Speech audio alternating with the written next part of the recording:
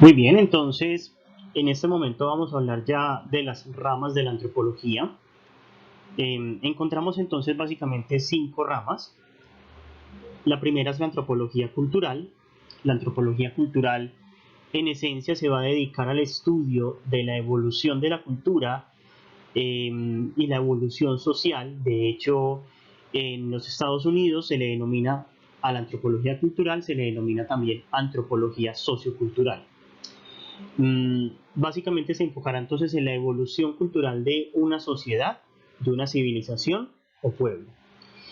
Esta rama de la antropología se subdivide a su vez en varias ramas. Entonces tenemos la antropología económica. La antropología económica básicamente se va a centrar en los fenómenos de transacción, los fenómenos de producción, de consumo que existe en una cultura o pueblo. También se enfocarán fenómenos, por ejemplo, como el trueque, el intercambio. Otra subrama de la antropología cultural va a ser la antropología política. Esta subrama básicamente se enfocará en los fenómenos de poder, en los fenómenos del establecimiento de la ley, de la sanción, del castigo.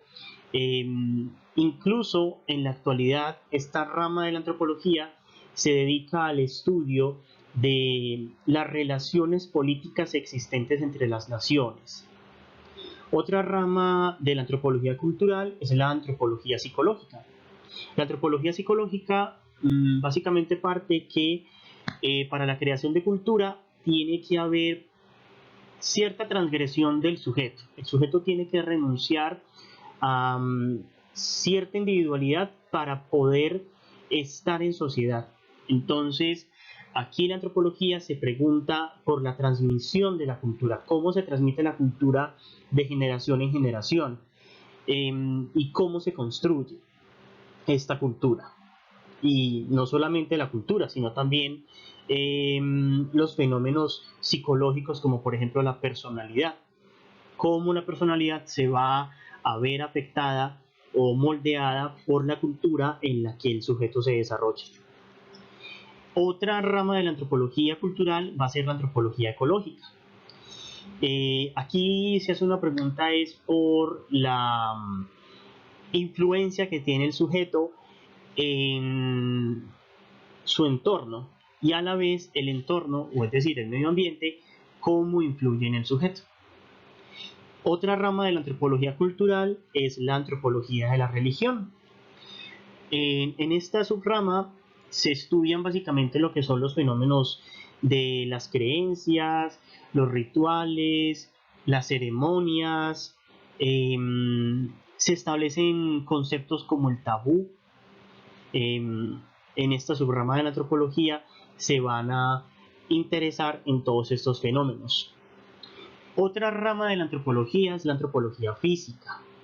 Ya esta rama de la antropología se va a preguntar básicamente por la evolución del ser humano, cómo ha evolucionado el hombre. Entonces acá veremos que la antropología se va a dividir en primeramente la primatología. La primatología va a ser todo el estudio de los primates, teniendo obviamente como eje central el hombre. Entonces van a estudiar la fisiología, la anatomía, el lenguaje de los primates. También tenemos la paleoantropología. La paleoantropología va a ser un registro biológico de todos los restos fósiles pues dejados por el hombre. Entonces acá se van a preguntar mucho eh, por todo el momento evolutivo que ha atravesado el hombre como especie y van a buscar establecer eh, los enlaces existentes entre las diversas evidencias que van encontrando a nivel óseo de el hombre. Otra rama de la antropología física va a ser la antropología médica.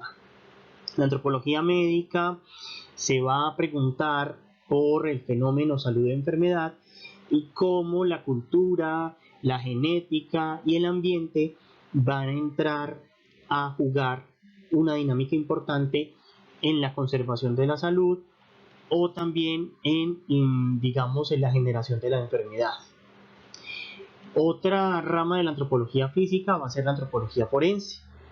La antropología forense se va a interesar básicamente por los registros óseos de los homínidos y va a ser de especial relevancia para establecer la identidad de una persona.